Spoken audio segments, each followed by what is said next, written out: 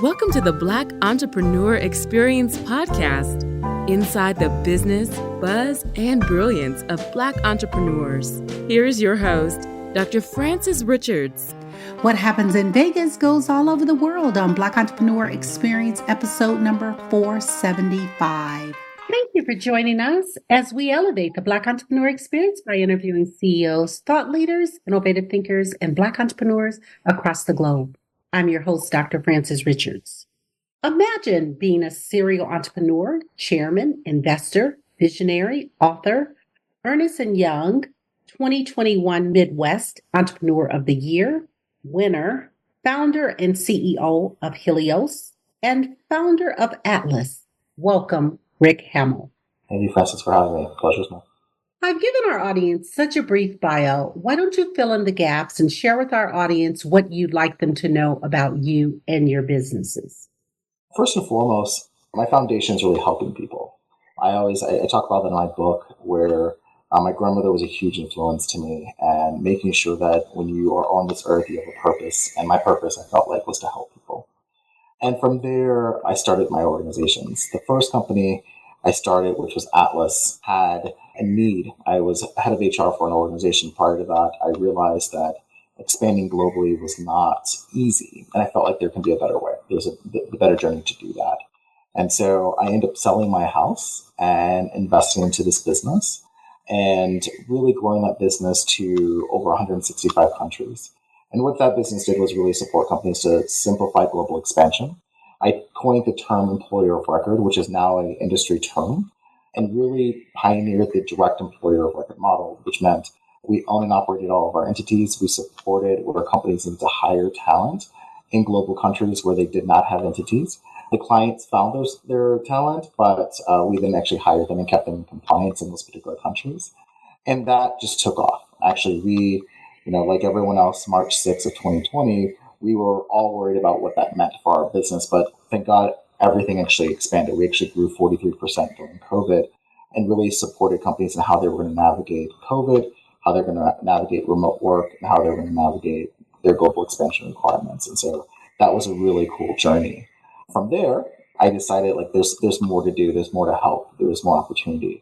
And so about 8 months ago, I stepped down as the CEO of Atlas and then became the chairman, still majority shareholder of the organization. But then I started to launch an organization by the name of Helios.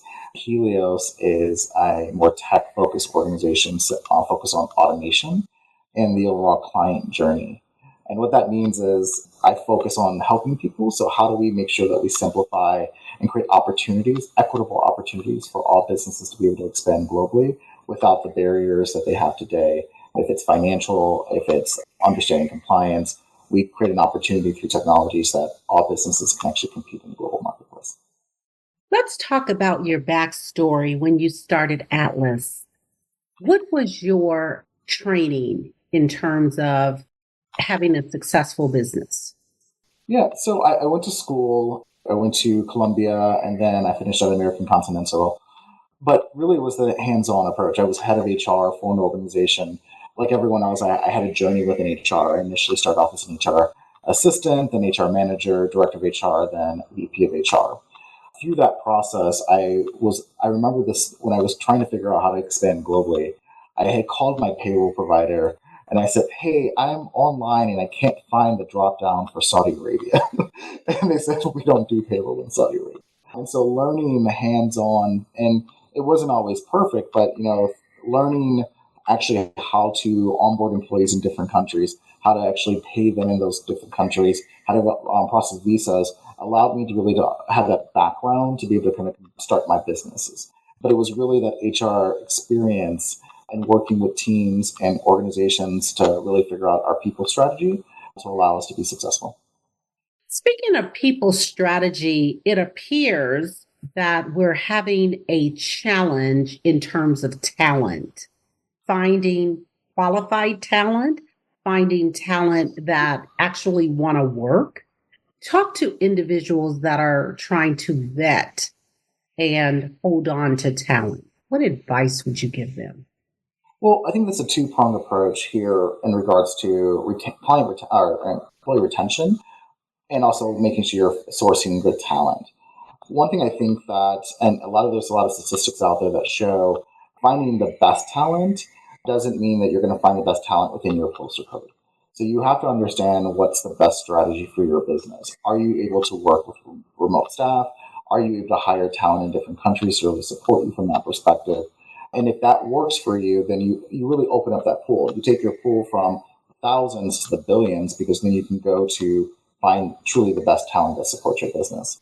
The second piece of that is when you actually find that talent, what's going to keep them in place? And there's a study that went out from Deloitte a couple of years ago that indicated employees, although compensation is really important, they're very excited about benefits, especially post-COVID, making sure you have the right benefit package. And that's not just healthcare or dental vision. That's really your overall benefit package that you offer. So retirement benefits, ancillary benefits like life insurance, disability coverages. Those are things that are really important to them. And then also, how do you have a work-life balance? As much as we see a lot of organizations trying to reverse work from home, the pushback you're seeing with the talent pool out there is that they realize that they can still get the job done. And by the way, statistics show that they're getting more work done working from home. But employees are very much focused on their families and that work-life balance as well. So how do you make sure you incentivize them to be able to work from home and get the job done, but also making sure that they have a guarantee of a work-life balance and they can spend time with their families? Rick, there are so many brands and businesses that are dominating. Talk about a brand or business that's dominating that you admire and why. That's a great question. There's quite a few out there. I've looked at some of the ones that have just taken off, and some of them could be competitors, and I don't mind saying that. But one of the ones that Bambi HR is one that I've been really impressed. He's actually an African-American CEO as well, but he's been able to take his organization to the next level for the last couple of years and has done a phenomenal job supporting the domestic HR market. Another one I would say, some of the bigger ones out there, Workday, I've always been impressed with how they kind of leverage kind of the industry and the market from that perspective. And then when I look at even some of the VC organizations, I've done a lot of research on, for example, Jay-Z's VC, the fact that he's been able to go from music to now actually investing into Black entrepreneurial businesses. That's actually been very impressive, and actually doing it very successfully. Some of the brands that they're supporting right now have been very impressive. And so to see that kind of transition for him and what he's investing into has been kind of an inspiration for me from that perspective. And you as an investor, what type of industries or businesses do you focus on in terms of investing? So the way that I invest, I look at ones that are actually, I call them painkillers. So ones that are resolving a pain out there. I predominantly really focus on HR. So if it's HCM, time and attendance, payments, that's where I really focus on. That's my niche. I know that industry very well. And obviously the EOR market is where I tend to continue to invest into. Rick, I want you to have a monologue. I want you to name this person, living or not, and they've inspired you so much. Who is that person and what are you saying to that person? Oh, that's such a great question. I'll give a personal one, and then I'll give one that everyone really is familiar with. My grandmother, and I talk about her highly. It's, I always say, if I'm 1/10 of the grandparent she was, I would be a phenomenal grandparent. There's something that she said to me once that really just grounded me in trials and tribulations that we may have in what we're promised in life, which was, she was, baby, not every slave made it across, only the best, the strongest of the strongest. Not every slave made it through slavery, only the best, the strongest of the strongest. Not every Black person made it through Jim Crow, only the best, the strongest of the strongest. So if you ever doubt yourself, remember where you come from. You come from the best, and the strongest of the strongest. And I never forgot that. I remember just being a person of color and dealing with the world, right? I talk about this in my book a lot, being a person of color and trying to figure out, do I want to even say I'm the CEO of the business? I felt like that was going to hinder it when I first started my Atlas. And actually having to transition to that and actually get the confidence to be able to do that. It was a lot of what I had to remember from my grandmother saying, remember, you come from the best, and the strongest of the strongest. So I admire my grandmother. I always talk very highly of her because that she was probably the most influential person of my life. Outside of family, I will say the person that inspires me the most, and this is going to sound a little cliche, but I really appreciate it, is Barack Obama. I've been able to really see how he's been able to change the perception of what we can achieve.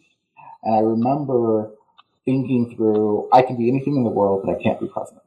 And to be able to see him into that, I remember sitting in my living room when he was elected, and I said, I actually can now be president. When I talk about being influenced, it actually gave me the courage to do what I do today and who I am. So Barack Obama, to me, is probably one of the most influential people to me, because he changed the game to now you actually have an opportunity because I've now broke that ceiling. That was really important to me. In honor of your grandmother, say her name. Her name is Ruby Hamell. Thank you for that. Talk about mental wellness and entrepreneurship. Well, I think it's really important that, entrepreneurship is not easy. I think that you do have to have grounded moments where you have to realize that you are going to have trials and tribulations behind that. I talk about this in my book as well, which is there are days when you come home and you're going to want a bottle of wine or two. And you have to be able to get through that night. You can't have a pity party. You have to put your big boy pants on and then do it again the next day. And that takes a lot of strength. You also have to understand that failure is okay. You fail fast. You learn fast. And just make sure you don't make those same mistakes. You have to learn from those mistakes. And I think entrepreneurship is a lot of that. You have to understand that nothing's perfect. If everything was written in a manual and everyone can do it, then it wouldn't be so special. And so to get through that, you have to dig in deep and realize that it's okay to make mistakes. It's okay to learn. And there are days that that are not always peachy keen. But from there, you have to be able to say, I have to keep moving. And I think that's the success. There are days I can talk about, everyone can see what I did at Atlas and the success and the growth and all of that. But what they don't see are the tears. They don't see the bottles of wine I mentioned earlier. They don't see that. There's a thing I saw on YouTube one time, which was an iceberg. They see the top, but they never see the bottom behind it and how long it took to get there. And so I always let everyone know that if you're going through something right now and you're thinking about giving up, it's just a moment in time. You will get through it, because there are moments when I had those moments, but I end up being very successful because I persevered through it. Talk about your worst moment in business and what was your takeaway? Oh, that's a good one. My worst moment in business.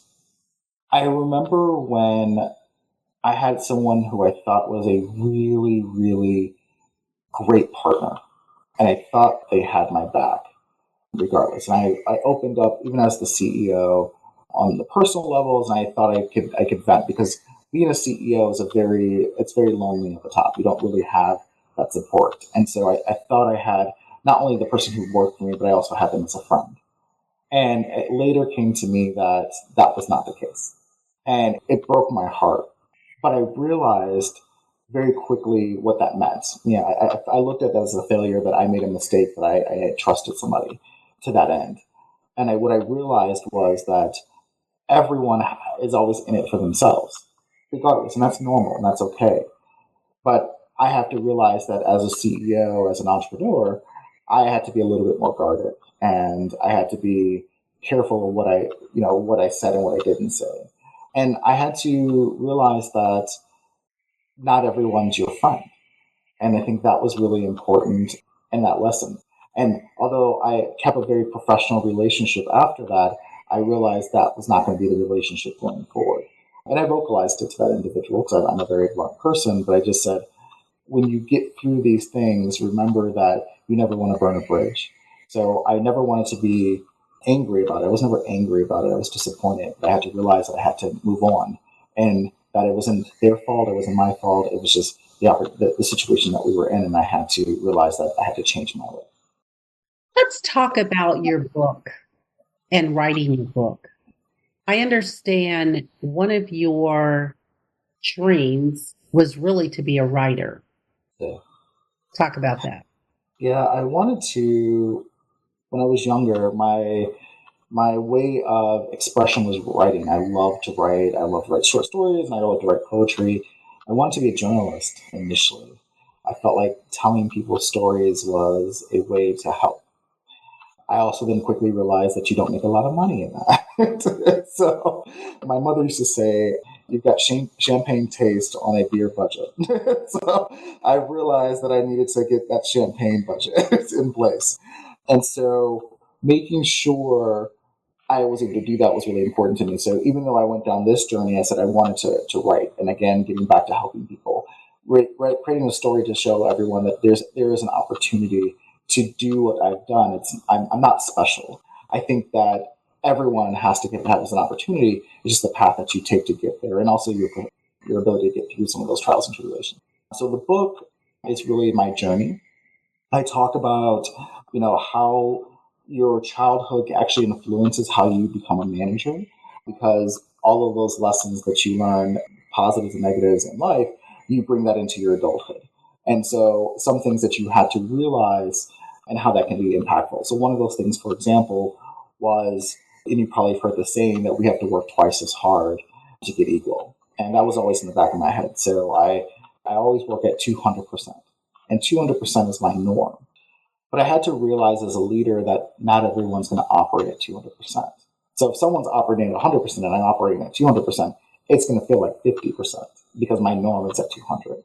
And so I had to talk through, I had to learn through what that meant and setting proper expectations for employees and proper expectations for myself and what my team can do. And that's not a bad thing, because giving 100% is great. But for me, I had to understand that. So taking some of those lessons and bringing that in. Another one was, talking through what it means to be an entrepreneur and what your obligations are to employees. I think that one thing that we forget is that, sometimes people think, oh, they're the CEO, they're out there playing golf and they're enjoying this luxurious life. And they say a true entrepreneur, one that's, rolling up their sleeves and in the trenches with their teams, there's a commitment to their staff and their families, especially when you're a small business and starting up, that you have to remember. And so I talk through some of those stories and scenarios where I've had to make, tough decisions in the business. And sometimes it was, a sacrifice for one to make sure that we're protecting all from that perspective. So I talk through a lot of those lessons from there. And then I tie that book with a lot of research as well. So not just my opinions, but what the data shows out there of how best practices, best scenarios, what other CEOs and other entrepreneurs have gone through, and how do you actually, those are some from their life lessons, what can you learn from that? Speaking of life lessons, Rick, what is the best decision you've made as a leader? Knowing when to step down. And that's a hard life lesson. Atlas was my life, but I realized this is not my baby anymore. My baby's gone off to college. And so now I've got to be able to say, am I the right person here to take this company to the next level? And having to step down. So reflecting on yourself to say, when is it the best time to say it's time? That was the biggest lesson. And then when you make that decision, all the emotions that come with it after. My biggest concern when I stepped down was, how do I make sure I don't disappoint my staff? And I remember telling them that I was going to step down. And I remember seeing people on the screen crying. You heard a pen drop. It was very somber from that perspective. And I felt even for a day that I disappointed them. And so that emotional state was like, okay, how do I get through that? But in hindsight, it was the best decision I could ever have made, because it allowed me to focus on what I really want to do and what I do really best, which is entrepreneurship. I got an organization to a level that most people can't get to a business. And I felt like, hey, I still own the business. I just need to turn it over to someone that can make it even bigger. And then I can be able to start something new and really be happy. I had to realize that for the last 2 years, Atlas, I wasn't happy. And so how do I say, okay, that obligation, because I'm very loyal, and say, okay, how do I reconcile that with my own mental health? And then be able to say, it's time, but time doesn't mean I'm going away. Time means it's time to take the company to the next level with the right leadership. And that was something I had to learn. It was a big learning lesson for me. What was that pivotal moment and that aha moment when you knew that your business was going to be successful? So we raised our Series A, And within that first year, I doubled the business.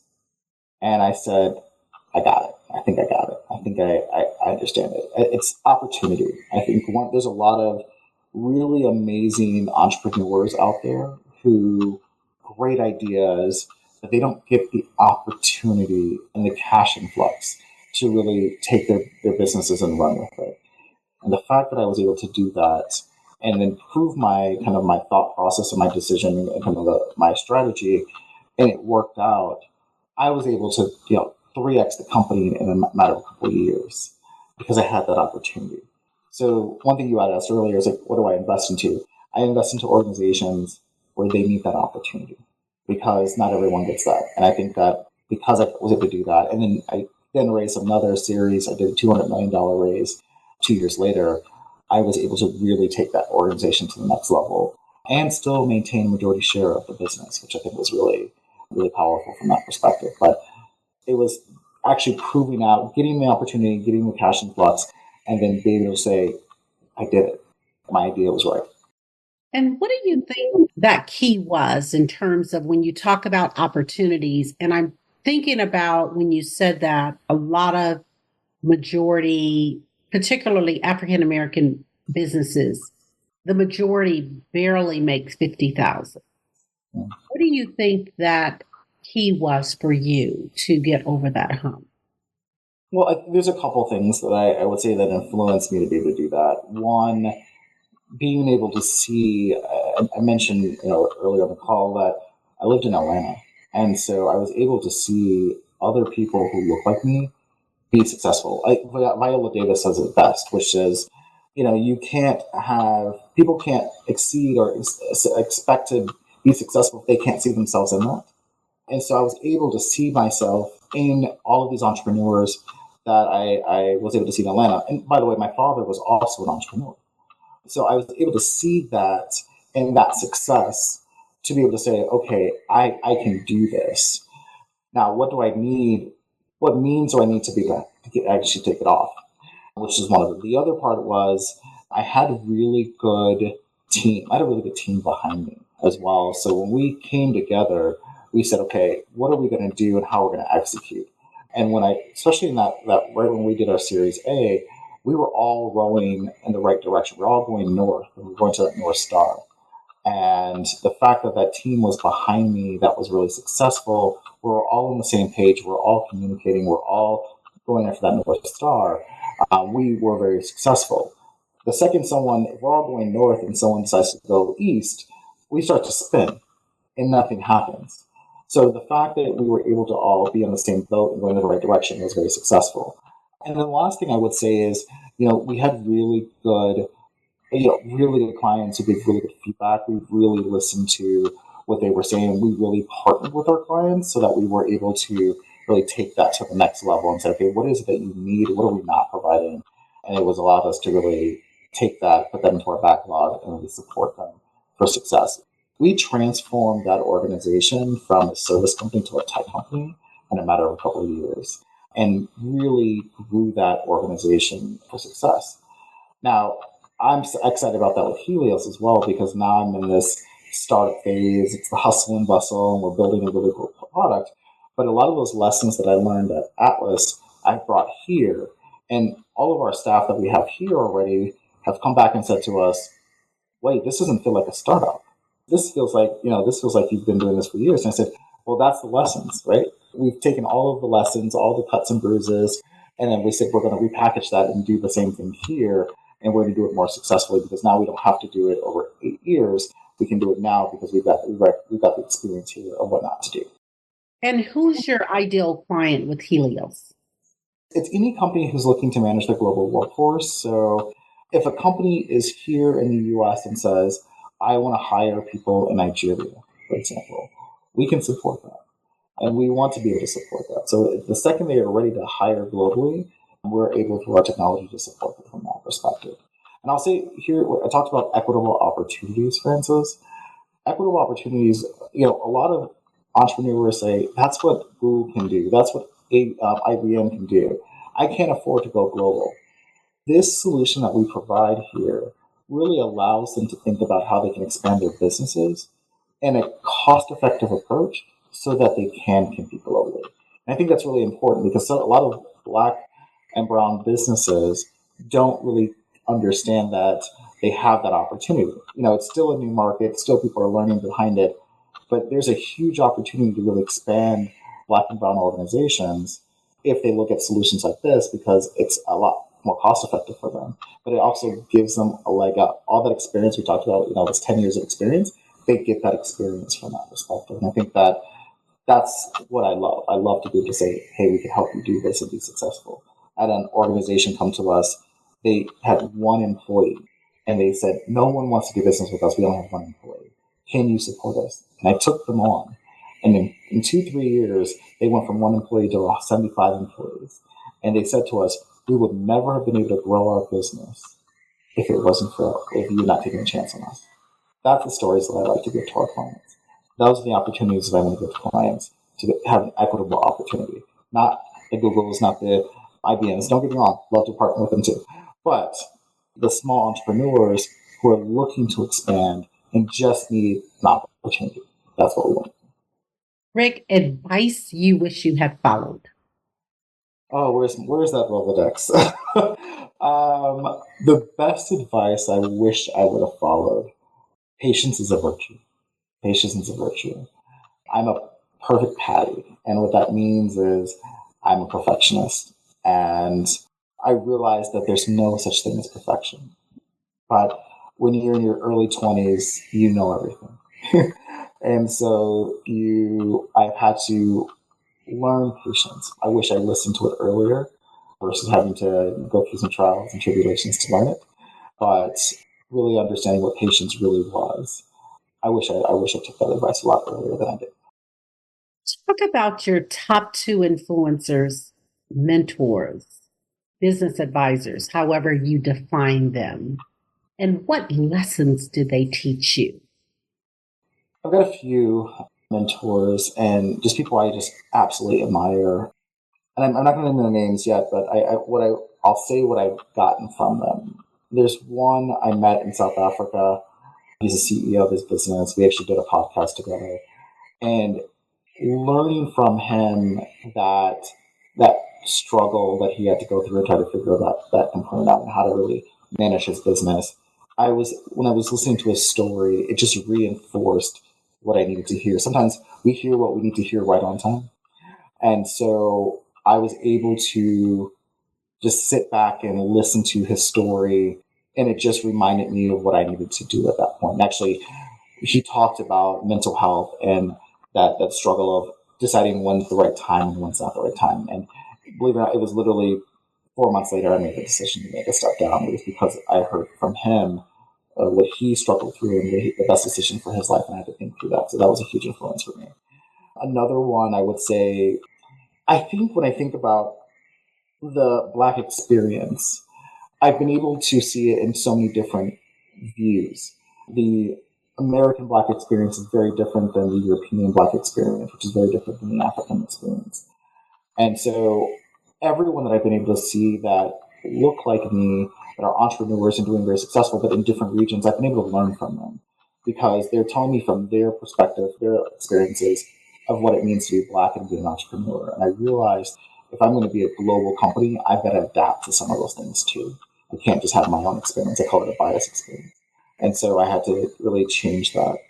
And then the last one I had was, I'm a big component of DEI. I'm like huge. I talk about that quite often. And I realized that how I defined DEI before was very different than how I do it now. And the reason why is there's an opportunity. I went down to Brazil. I had a team in Brazil. And I'm preaching about how diverse we are. I'm touting our statistics. And I'm super excited about it. And one of our employees actually called me out. And I loved it because she said to me, how do you say that we're diverse when Brazil's population is 56% people of color? And we only have 2 people of color on our team out of 50. And I said, wait, in my head, you were just Latino, right? I checked the box. We've got an X percentage of Latinos on our staff, and I'm happy. But I had to realize that diversity is very different in every country. And so she influenced me to really think about that very differently and break my bias, how I looked at the world and how I looked at diversity and inclusion. And I went from that on-site in Brazil to every office we had around the world and said, we've got to think about diversity the way that you think about it so we can make sure we're inclusive of what diversity means in your country. And that was huge in influencing me and how I actually support customers, because diversity is not just how we think about it from the US perspective. The Black experience, the Brown experience are very different in every country, and we need to make sure we understand that and unify that within our DEI approach. So those were big influences for me across the globe. And that's interesting. You talk about diversity, equity, and inclusion, and from a perspective in the USA. And I'm seeing across the board a dismantling of diversity, equity, and inclusion. What's your take on that? I think people fear what they don't understand. And I think when people feel like they're being attacked, they dismiss. And I think that, and this is going to sound very radical when I say this, we've created a culture where being white feels like it's an attack sometimes. And I think that when we talk about diversity and inclusion, we have to talk about inclusion for everybody, but explain what that means, meaning that we equitable opportunities. And I think that what you hear like from Elon Musk or some of those other executives who are kind of pushing back on DEI, it clearly, when I read what they are talking about, they don't understand what it means and the purpose behind it. It doesn't mean that we exclude anybody. That's not what DEI means. It means we include, but we give opportunity. And I think that there needs to be more education and more conversation, but people have to be open to it. And unfortunately, we're getting ready to get into a political environment that people are going to be closed-minded again. We saw that a few years ago. And so you're going to see a split again and over the next couple of years. And unfortunately, that's going to impact DEI initiatives within businesses. I hope that this is only temporary, but I think we just need to educate more and do it where it doesn't feel like we're excluding anybody from the conversation. Because that's how they're reacting, is they feel excluded, when really DEI is about truly inclusion. What problem exists in the world today that you would like to solve, Rick? That's another Rolodex question. The biggest problem that I think is we're forgetting the human factor of how we interact with people, right? We are so much on our phones. We're using AI, which I think these are great tools, right? I live by my phone every single day. But we're forgetting what it means to be human. And I want us to get back to that level of respect and understanding. It's the same way you run a business. I tell people all the time with life, you have to run it like a business, which means that you're not going to get people that are going to agree with you all the time, but you're going to have to respect their opinion and be open to those conversations. And I want to see more of that. I like the pushback. I like the disagreement because it makes you a better person because you get different perspectives. My experiences moving from Chicago to Atlanta to Barcelona, my perspectives have changed. My views have changed because I've been able to be exposed to more things and to hear people's opinions.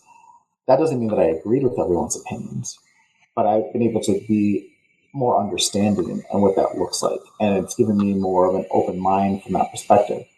That doesn't make me, and to be very clear, that doesn't make me a leftist or a rightist. What it makes me is human, and I have an opportunity to make sound decisions, and I'm not focusing on one way or another. I'm focusing on the right decision that's based on my own experiences and understanding. And I want to see more of that. I want to see people get there as much as possible and stop all of this kind of division. We are one people. Regardless of what we look like, regardless of our gender, we are one people. And we need to unify ourselves together and be able to help each other. Rick, what is your zone of genius? I'm very quick to resolve situations. So I can hear a scenario and I can jump right in and figure out a solution. I'm very empathic. So I hear customers, I hear our staff, and I try to figure out a way to solve their problems. But I can do it pretty quickly. I can look at a solution, I can solution very quickly within one of those processes. Another thing I think is I'm passionate. I think that's a weird superpower, but I'm passionate about things. And because when I'm passionate, it becomes infectious. That's what I hear all the time, especially when I do these interviews or when I talk, they're like, you're really passionate about these things. And it gets people excited about what I'm doing and wants to be part of it, want them to be a part of it. And so when I'm not passionate about something, you can very much tell at that point. Let's talk about your why. Why do you do what you do? Oh, such a great question. What gets me up in my why, I was told growing up that if you do anything in the world, is to leave a footprint, have a purpose, and always do the right thing. And so my why is helping people. I love that. I could have retired when I stepped down as the CEO at Atlas. I really could have just sat on a beach and drinking a margarita. But I felt like there was more to do. There was more support. There was more things to do in the world to really help organizations and people achieve their dreams. I want to help people, and I want people to be successful, and I want them to feel like they have an opportunity. That's my why. That's why I get up every morning. That's why I invest the way that I do. That's why I have these conversations. I want people to be inspired. I want them to realize that they are the best, and the strongest, because I have amazing people around me to make sure I do that. And I want to make sure I spread that word. So when the world tells you you can't do anything, I'm telling you that you can be your superstar. And how do you make impact daily? That's a great question. When I am working with clients and people, I listen, I ask questions, what can we do? And I have a checklist, and I say, what do we have to get today? What is the thing that's going to have the biggest impact on the organization or in my life? And to be able to do that is I have to work hard behind it. So I tend to work 10-hour days, and I make sure my commitment to my team is I tell them, use and abuse me, because I want to make sure you're set up for success and whatever you need. So I make sure I make time for my staff, I make sure I make time for my family, and I make sure I make time for me every single day to make sure we're set up for success. What is the best discovery that you have found in life or business? There's no such thing as perfection. That's the best discovery. And living in imperfection is absolutely beautiful, because that's where you get to learn. There's a saying that I live by as well, that's you never want to be the biggest fish in the smallest pond. And I want to be a place where I can continue to grow regardless of my success. And so being able to learn and understand and be challenged every single day is definitely. What is something that you dream about often that you have not done that you would like to do? I want to be a dad. I think that's the last thing that I think that I want to do is I want to be, I think I can be I'm a great uncle, but I want to be a dad, but I want to do it the right way. And I want to make sure that I give my kids all the time. My dad was a great provider. Growing up, he was an entrepreneur, and he wasn't around because he was always at work. He lived with us. He worked. He was a great provider. We never went hungry or anything like that. We had a great, upper middle class life. But he wasn't always around from that perspective because he had to work. And so for my thought process is when I'm ready to have kids, I want to make sure that I'm there. I want to be at every ballet. I want to be at every basketball game or soccer game or whatever sports or whatever they want to do. I want to be there, and I want to be their biggest cheerleader. That's what I dream about. It's not work related. It's the work-life balance piece. I can do the work. I know the work. It's the building a family is probably my biggest dream. Thank you for that. The audience listening, what is the biggest takeaway that you want them to have from this conversation today? That you can do anything that you put your mind to. I'm living proof of that. And that comes with, I use the word a lot on this session, which is trials and tribulations. That you're promised that in life. But remember, you are where you come from. You come from the best, the strongest of the strongest. Remember that there will be trials and tribulations, but you can be successful as long as you want. It just takes time. And it took time for me to get there. And as I'm going through the Helios right now, it's taking time. And I'm learning those lessons. And so you can do it if you put your mind to it. You just need opportunity. And I'm telling you here, you've got it. Rick, if you conducted this interview, what is the one question you would have asked yourself? I would like you to ask the question and answer it. What am I most proud of? And what I'm most proud of is being able to employ thousands of people around the world and create from one vision that I started at my kitchen table. In a world with this economy, the fact that I was able to give people jobs and support their families, it's the one thing that I'm the most proud of. And I'm looking forward to continue to do that with Helios. And to add to that, the ability to support businesses and create an opportunity for them to be able to do the same for their employees. That is what I'm probably the most proud of. That, I mentioned having an impact. I can say I have it. And that's what I'm most proud of. Speaking of legacy and impact, when it's all said and done, how do you want to be remembered? As a serial entrepreneur, I kept going and I kept building. And regardless of adversity, I continue to push through. And I want people to be inspired. I want people to say, wow, at 37 years old, he did this. I want them to be able to go out and say, I can do that too. That is the most important thing to me, is someone listening. The same way I mentioned, I said, I've spoke to other entrepreneurs. I've been able to be influenced by other entrepreneurs. I want someone to go, I heard this podcast and I said, I can do it. And I did it. That is what I want to be like. Remember that. We've come to the part of our interview. It's called Rapid Round of Fun. I'm going to give you a series of questions, and I'd like you to give me very quick answers. If there's something you desire not to answer, feel free to say pass. Are you ready for the Rapid Round of Fun? Let's go. What is your favorite comfort food? I am a big Honey Bun fan. It's so bad, but Honey Buns are my favorite. The last movie you saw?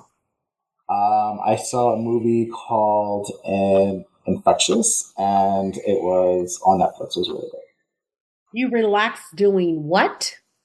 I am a Netflix and chill guy. On Saturdays and Sundays, I'm a vegetable, so I am literally with popcorn, wine, and Netflix. That's what I do to relax. Your favorite singer or rapper?